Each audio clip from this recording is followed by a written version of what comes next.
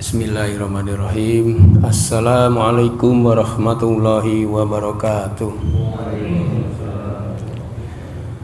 Alhamdulillahilladzi anzala sakinata fi qulubil mu'minin liyazdadu imanan ma'a imanihim. Asyhadu an la ilaha illallah wahdahu la syarikalah wa asyhadu anna Muhammadan abduhu wa rasuluhu la nabiyya ba'dah. Allahumma sholli wa sallim wa barik ala Muhammad wa ala alihi wa sahbihi ajmain, amma ba'du. Jamaah Masjid Anas yang insya Allah kita sama-sama dimuliakan Allah Subhanahu wa Ta'ala. Pertama, tentu kita terus bersyukur atas segala nikmat yang diberikan kepada kita semua, sehingga di pagi hari ini kita masih diberikan kesempatan untuk bisa menjalankan minimal 2 kewajiban yang tentu sangat besar keutamaannya, yaitu yang pertama sholat subuh berjamaah, di mana keutamaannya sholat subuh berjamaah ini dalam jaminan Allah Subhanahu wa Ta'ala. Man sholat subha fahuwa fi dhimatillah. Barang siapa yang sholat subuh maka ia berada dalam jaminan Allah. Kemudian dilanjutkan dengan thalabul ilmi, sebagaimana para penuntut ilmu ini juga mendapatkan keutamaan. Di antaranya adalah saat kita sedang mencari ilmu ini dalam keadaan jihad fisabilillah. Jadi kalau kita nanti sampai rumah itu dianggap jihad fisabilillah. Man kharaja fi talabil ilmi fa huwa fisabilillah hatta yarji. Barang siapa yang keluar rumah untuk mencari ilmu, maka ia ada di jalan Allah sampai ia pulang kembali. Jadi keutamanya luar biasa ini. Sholat subuh berjamaah diikutin dengan taklim. Salawat dan salam senantiasa Allah curahkan kepada junjungan kita Nabi Muhammad Sallallahu Alaihi Wasallam. Kembali kita dipertemukan setelah berapa minggu ya? Ada 3 minggu ya kita libur ya Pak Anto ya? Iya. Mudah-mudahan nggak lupa. Iya, sibuk dengan ada yang pulang kampung. Ya, pada pagi hari ini saya mengambil materi mengenai musibah. Insya Allah musibah ini bisa setengah semester nanti Pak. Kita bersambung. Nah, musibah dalam Islam ini memiliki makna yang berbeda-beda, tergantung pada kondisi kondisi spiritual masing-masing Pak ya. Tapi secara garis besar bahwa musibah ini dikategorikan menjadi 3 bentuk utama, yaitu bisa ujian, bisa peringatan, dan juga bisa azab ya. Nah, ujian, musibah dalam bentuk ujian ini diberikan kepada orang-orang yang beriman Pak. Jadi orang-orang yang beriman itu pasti selalu diuji. Untuk apa Pak? Kenapa kita orang yang beriman diuji? Supaya Allah memuliakan dan meninggikan derajat. Nah itu Pak. Jadi terus diuji terus Pak keimanannya. Kan dalam surat Al-Ankabut, akhasiban nasu ayyutraku ayyakulu amanna wahum la yuftanun. Apakah manusia mengira bahwa mereka akan dibiarkan begitu saja? Ya, mengatakan mereka beriman gitu, mengatakan kami telah beriman, dan mereka tidak diuji. Jadi ada ujian terus bagi orang yang beriman ini. Bentuknya tentu macam-macam, Pak. Bentuknya bisa berupa ketakutan, kelaparan, apalagi Pak Zul? Ya, kekurangan harta, jiwa gitu. Ya.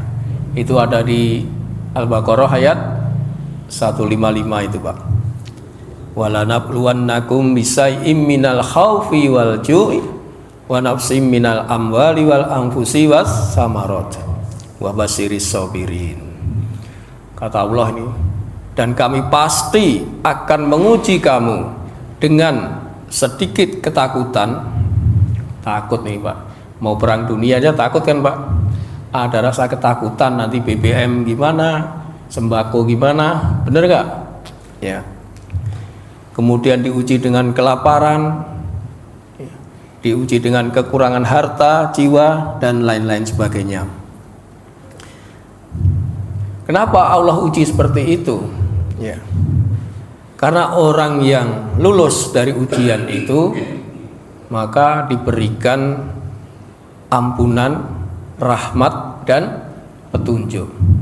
Ulaika alaihim shalawatum mir rabbihim wa rahmah wa ulaika humul muhtadun. Ya. Mereka itulah yang memperoleh ampunan. Jadi dapat sholawat dari Allah itu berupa ampunan dan rahmat. Ya, kemudian mereka itulah orang-orang yang diberi petunjuk. Ya. Nah, ini sekaligus untuk mengetahui kalau seseorang ketika minta lalu diberi, bersyukur atau tidak. Dan juga kalau permintaannya ditunda, bersabar apa tidak. Jadi seseorang mukmin itu diuji dengan kesyukuran dan kesabaran. Inilah ujian yang boleh jadi ini kasat mata, Pak. Tapi kebanyakan manusia tidak mengetahui. Itulah musibah dalam bentuk ujian. Kemudian yang kedua tadi, musibah itu bisa berupa teguran, Pak. Nah, teguran ini juga diberikan kepada orang yang beriman, tapi mereka mulai lalai, sering melakukan maksiat alias STMC, iya. Sholat terus, maksiat terus, gitu ya.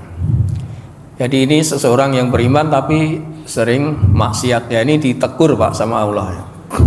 Tentu tujuannya sebagai peringatan, sebagai kasih sayang Allah agar mereka cepat sadar, cepat bertobat dan kembali ke jalan yang benar. Ya.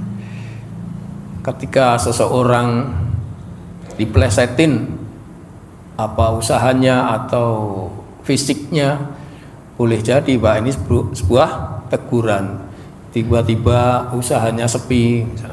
Karena ada sesuatu di dalam usaha itu yang boleh jadi tidak halal, Pak, sehingga Allah tegur di situ. Atau juga ketika fisiknya diberikan sakit sedikit aja itu udah banyak yang mengeluh, ya. Makanya saya katakan tadi ini kebanyakan orang tidak mengetahui, padahal ini teguran agar cepat-cepat sadar dan bisa kembali ke jalan yang benar. Kemudian yang ketiga yaitu musibah sebagai azab. Ini tentu diberikan kepada orang-orang yang ingkar, orang kafir, orang yang zalim, ya, menentang perintah Allah secara terus-menerus, Pak. Nah, di dunia ini juga diazab, Pak.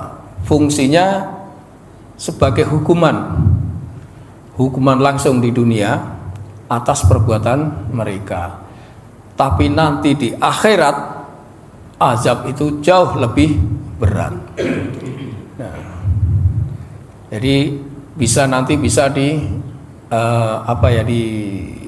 langsung simpkan bahwa orang siapa yang mendapat ujian, siapa yang mendapat teguran, siapa yang diazab.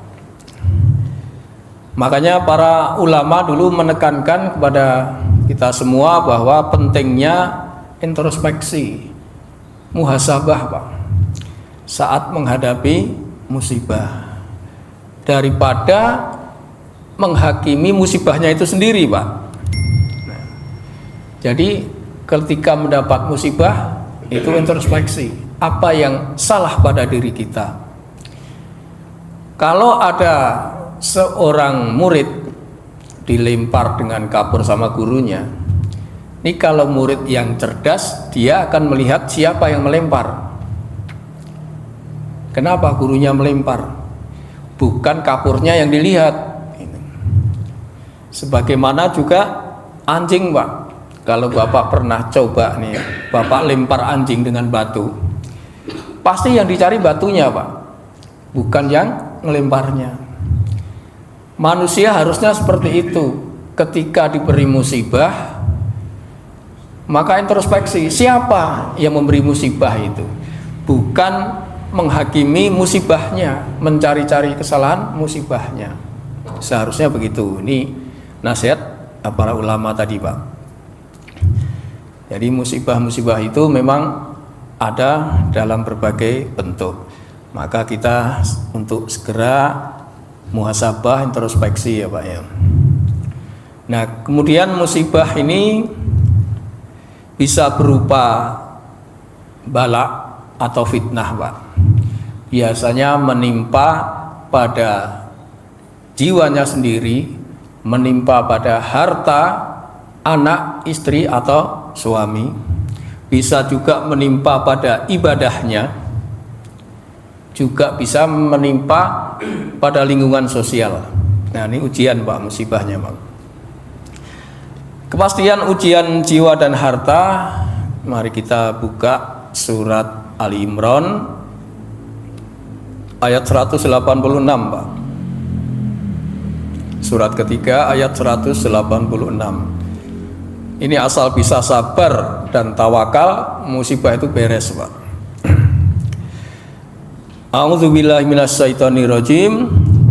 Wa tublawunna fi amwalikum wa anfusikum.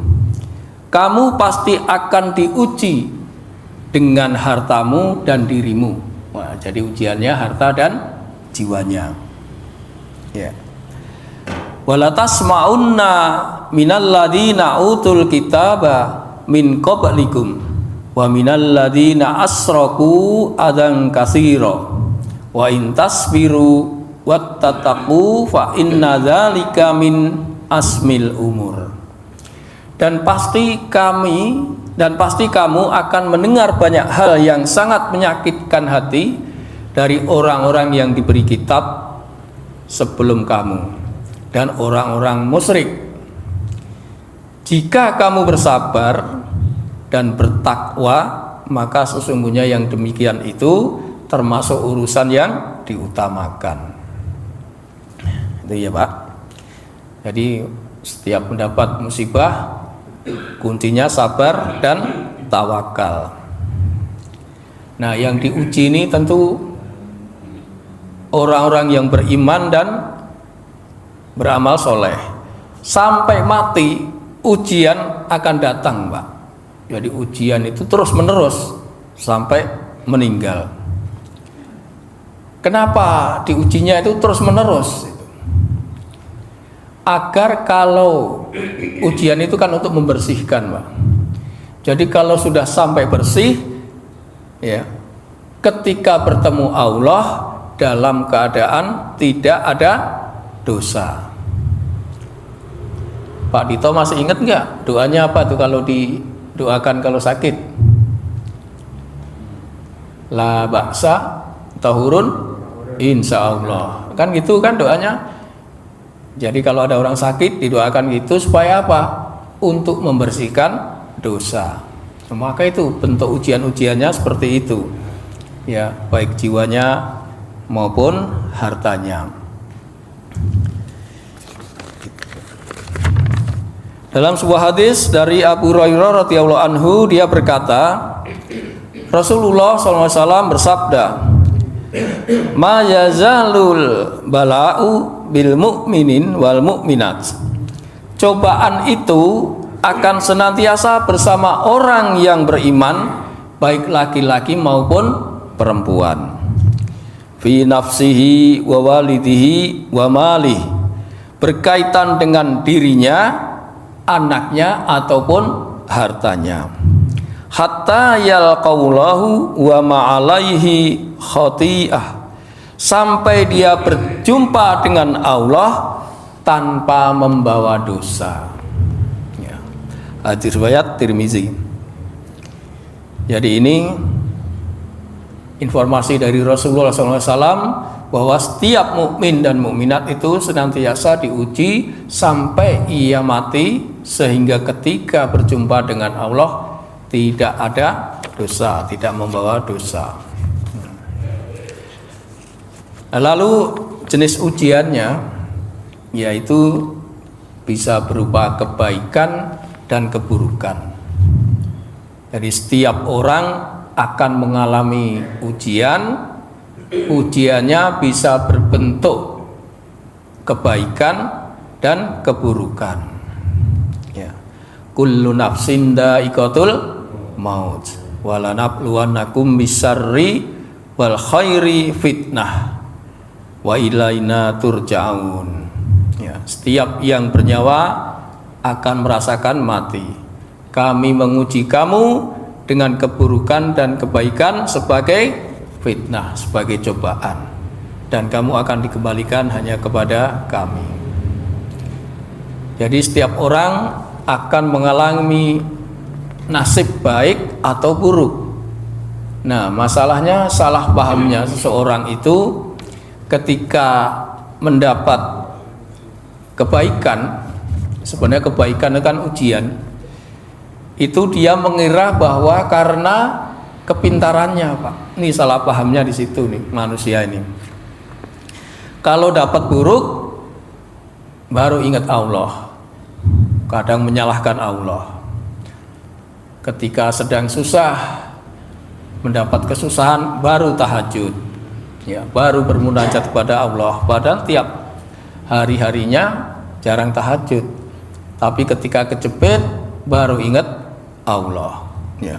Nah, ini sikap salah paham ini kita buka di surat 39. Surat apa itu, Pak? As-Saba ya? Ayat 49, Pak. Silakan dibuka. Surat 39 ayat 49. A'udzubillahi minasyaitonirrajim.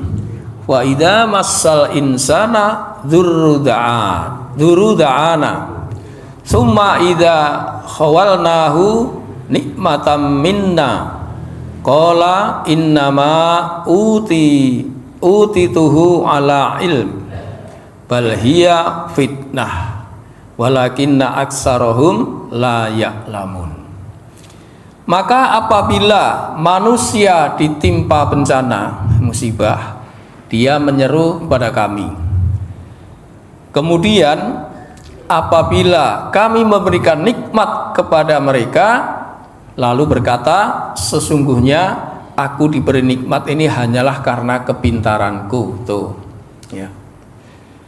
Sebenarnya itu adalah ujian, tapi kebanyakan mereka tidak mengetahui. Jadi ketika mendapatkan keburukan baru menyeru kepada Allah, baru ingat.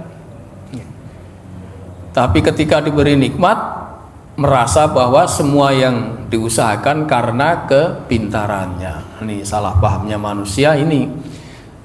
Sebagaimana tadi di depan saya katakan, tidak introspeksi siapa yang memberikan musibah ini ya. Baik musibah kebaikan maupun keburukan. Nah, Ibnu Mas'ud, Abdullah bin Mas'ud menanggapin masalah ujian ini ya. Beliau berkata, ya habbadal ma'ru hani al mautu wal faqru. Alangkah bagusnya dua perkara yang dibenci, yaitu kematian dan kefakiran. wa aimullahi ala innal ghina wal faqra wa ma'bali bi ayyahima butulid. Demi Allah, ketahuilah sesungguhnya kekayaan atau kemiskinan, aku tidak peduli dengan yang mana dari keduanya aku diuji. In kanal ghina inna fihi lal atfi. Jika aku diuji dengan kekayaan, maka sesungguhnya dalam kekayaan itu ada kesempatan untuk menolong orang lain. Wa in kanal faqru inna fihi lisabri. Jika aku diuji dengan kefakiran, maka sesungguhnya di dalam kefakiran itu ada kesempatan untuk bersabar. Ya. Jadi Ibnu Mas'ud menanggapin surat tadi, Pak, ayat tadi, Pak. Ya. Jangan merasa kalau diberi kebaikan itu karena usahanya sendiri. Dan juga ketika diberi keburukan itu sambat, ngeluh, ya. Baru ingat Allah. Maka Ibnu Mas'ud tadi menanggapin yang demikian itu. Jadi kekayaan, kalau diberi kekayaan ia bisa untuk menolong pada orang lain. Tapi kalau diberi kesempitan, bersabar, ya. Itu ujian tadi kebaikan dan keburukan. Nah, sekarang ujian dengan harta, Pak. Harta ini tidak hanya materi, Pak, tapi termasuk apa yang kita punya, baik anak maupun istri atau suami, ya, itu semua termasuk harta.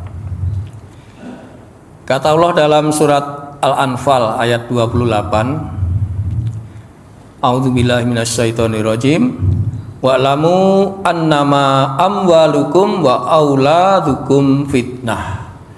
Dan ketahuilah bahwa hartamu dan anak-anakmu itu hanyalah sebagai fitnah atau cobaan. Wa annallaha indahu ajrun azim. Dan sesungguhnya di sisi Allah pahala yang sangat besar, ya. Jadi harta dan anak-anak itu sebagai cobaan. Kadang-kadang punya anak beling-beling itu apa, Pak? Nakal gitu, ya. Itu ujian, Pak. Sebagai orang tua kewajibannya mendidik dan menasehatin, Pak. Adapun anak nanti bisa baik atau buruk, itu Allah yang nyetel, bukan karena kepintaran kita. Kewajiban kita hanya mendidik, memberi nafkah, dan menasehatin, itu saja. Selanjutnya terserah Allah, silahkan Allah, silahkan aja, udah. Kita pasrahkan kepada Allah. Jadi jangan galak-galak sama anak, Pak. Ya, anak itu aset. Jadi jangan dibikin kesel lah gitu, ya. Sebab kalau biasanya kalau nanti sukses, nah ini biasanya akan condong kepada kepameran, Pak. Dulu saya mendidik begini, anak saya sekarang udah jadi begini. Betul kan, Pak Anto, ya? Cenderung pamer. Sekarang jadi ini, jadi itu. Ini karena dulu saya kerja, kaki di kepala, kepala di kaki, itu untuk anak. Nah, misalnya gitu. Jadi jangan seperti ini. Semua karena perbuatan Allah, kita sandarkan kepada Allah. Begitu juga ujian berupa harta, Pak. Harta ini apalagi, Pak? Ujian yang sangat besar ini berupa harta manusia itu, Pak.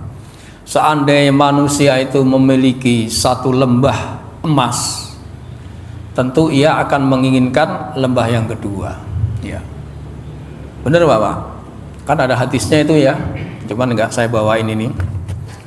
Jadi orang itu akan terus mengisi hartanya sampai ia mati. Nah, kalau udah mati udah. Sebagaimana sekarang contoh yang konkret, Pak. Para koruptor itu orang kaya apa orang miskin? Miskin kan? Miskin hati, Pak. Secara harta dia berlebihan. makanya dia akan terus mengeruk terus untuk menambah pundi-pundinya sampai sampai ia mati, Pak. Kita bacakan hadisnya, karena setiap umat itu kan ada ujiannya. Dari Ka'ab bin Iyad, dia berkata, aku mendengar Nabi SAW bersabda, inna likulli ummatin fitnatan wa fitnatu ummatil mal. Sesungguhnya pada setiap umat itu terdapat ujian. Adapun ujian umatku adalah harta. Hadis riwayat Tirmizi. Jadi harta ini merupakan ujian yang terberat. Maka sebaiknya harta ini digunakan untuk di jalan Allah. Ini akan menyelamatkan dirinya. Nah, kemudian ujian dalam bentuk ibadah. Ternyata ibadah ini juga ada ujiannya. Kadang ketika kita mau ibadah malas, betul nggak Pak? Timbul kemalasan ya. Nah, kadang-kadang gitu. Mau ke taklim malas. Padahal di taklim ini tadi saya katakan keutamanya luar biasa. Tidur aja diampuni, Pak. Duduk di taklim ini tidur aja diampuni. Gimana, Pak? Iya. Ya silakan kalau ngantuk tidur sama nggak apa-apa, tidur semua nggak apa-apa. Saya ngomong sendiri nanti. Kita buka suratnya Al-Maidah ayat 48, Pak. Ya. Agak panjang, saya bacakan artinya aja. Dan kami telah menurunkan Alkitab, yaitu Al-Quran kepada Muhammad dengan membawa kebenaran, yang membenarkan kitab-kitab yang diturunkan sebelumnya dan menjaganya. Maka putuskanlah perkara mereka menurut apa yang diturunkan Allah, dan janganlah engkau mengikuti keinginan mereka dengan meninggalkan kebenaran yang telah datang kepadamu. Untuk setiap umat di antara kamu kami berikan aturan dan jalan yang terang. Ini ujiannya, Pak. Sudah dikasih aturan dan jalan yang terang. Kalau Allah menghendaki, niscaya kamu dijadikan satu umat saja. Tetapi Allah hendak menguji kamu. Nah, Allah menguji dengan karunia yang telah diberikannya kepadamu. Maka fastabiqul khairat, berlomba-lombalah dalam kebaikan. Hanya kepada Allah kamu semua kembali, lalu diberitahukan kepadamu apa yang dahulu pernah kamu perselisihkan. Jadi ketika seorang beribadah itu sudah ditentukan aturannya oleh Allah, diberikan hukum-hukumnya. Jangan mengikuti hawa nafsu. Kata Quran tadi begitu. Kalau kamu mengikuti hawa nafsu, rusak. Jadi ibadah itu berdasarkan dalil. Jangan mengada-ada sendiri, rusak kalau mengada sendiri. Ini kata Allah nih, ya. Makanya selama ibadah itu mengacu pada peraturan Allah, maka pasti benar. Tapi kalau mengikuti hawa nafsu, pasti rusak. Bumbunya tadi itu, Pak. Fastabiqul khairat, berlomba-lomba dalam kebaikan, dalam koridor Allah. Ya, ibadah ini merupakan ujian sesuai dengan kesanggupan, Pak. Ya, kalau memang tidak sanggup berdiri, ya duduk seperti Pak Eri. Ya, nggak sanggup duduk, ya kan Pak, duduk nggak apa-apa sesuai dengan kesanggupan, tapi ibadahnya tetap dijalankan sesuai dengan peraturan Allah. Ya.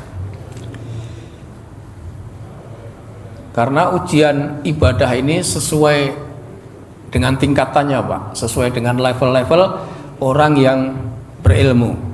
Ya, jadi ilmu agamanya ini semakin tinggi, maka ujiannya semakin berat. Tapi kalau ya biasa-biasa saja, ya ujiannya biasa saja, Pak. Ya. Sebagaimana ini dari hadis surat Tirmizi dan Ibnu Majah dikatakan, ya Rasulullah, ayunasi asaddu bala, ya Rasulullah, siapakah yang paling berat ujiannya? Qala ambiya'u summa amsalu fal amsal. Beliau menjawab, para nabi. Siapa yang ujiannya berat tadi? Yaitu pertama para nabi, kemudian orang-orang yang semisalnya, kemudian orang-orang yang semisalnya. Wa yubtalal rajulu ala hasabi dinihi. Seorang akan diuji sesuai kadar kekuatan agamanya. Fa in kana dinuhu sulbas tadda bala'uh. Jika agamanya kuat, maka ujiannya akan bertambah berat. Wa in kana fi dinihi riqatub tuliya ala hasabi dinih. Jika agamanya lemah, maka akan diuji sesuai kadar kekuatan agamanya. Semakin tinggi agamanya, semakin berat. Tapi pasti hadiahnya juga semakin banyak. Jadi jangan takut, Pak. Terus kita menuntut ilmu agar kita mendapatkan sesuatu kebaikan, agamanya menjadi kuat, menjadi solid, sehingga tidak mudah untuk diganggu ya. Jadi itulah ujian mengenai ibadah. Kemudian yang terakhir yaitu ujian sosial, lingkungan sosial, Pak. Ternyata ada ujian itu dari lingkungan sosial kita, Pak. Misal dari tetangga, dari saudara, itu juga bisa ujian, Pak. Seringkali kita dihadapkan pada tetangga yang menyebalkan, Pak. Benar nggak, Pak? Ya? Iya benar kan? Mohon maaf aja ini, ya.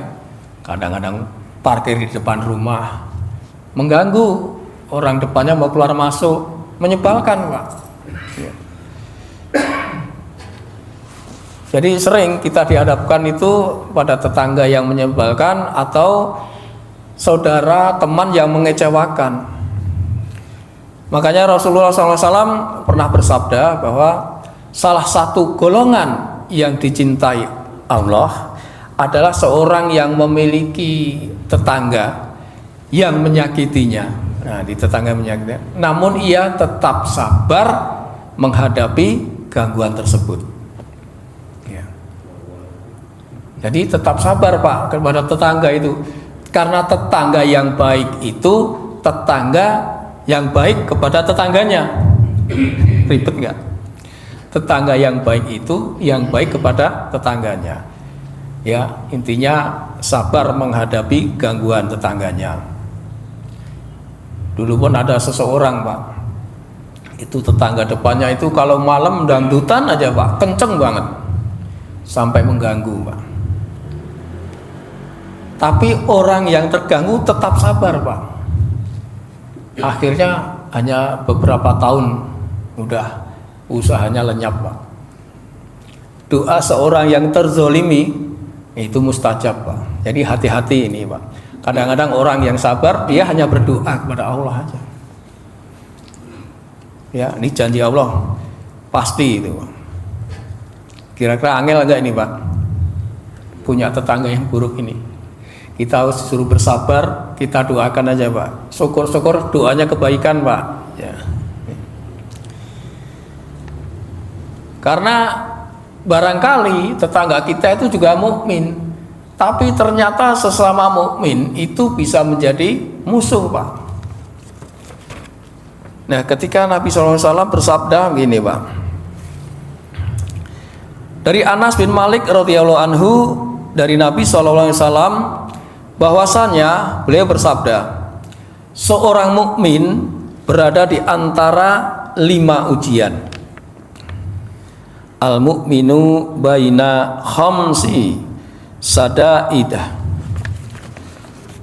Seorang mukmin berada di antara 5 ujian. Yang pertama, mukmin lain yang dengki kepadanya. Ya, satu. Kedua, orang yang munafik yang membencinya. Kalau munafik udah. Ketika musuh yang memeranginya, 4 setan yang menyesatkan, 5 hawa nafsu yang merongrong atau menggoda. Hadis riwayat Dailami. Jadi di antara memang kita itu diberikan musuh berupa seorang mukmin, maka harus sabar, tawakal, dan kita doakan. Ya. Nah, itulah beberapa musibah dalam bentuk ujian maupun teguran, juga azab. Tadi bentuknya macam-macam ya. Ada kebaikan, keburukan, kemudian harta, jiwa, ibadah, dan lingkungan sosial. Itu aja ya. Mudah-mudahan ada manfaatnya. Barangkali ada tambahan atau pertanyaan, silakan. Masih ada waktu sedikit. Kalau enggak, saya akhiri. Kita baca kafaratul majlis. Subhanakallahumma wa bihamdika asyhadu an la ilaha illa anta astaghfiruka wa atubu ilaik. Nasrun minallah wa fathun qarib wa basyiril mu'minin. Wassalamualaikum warahmatullahi wabarakatuh.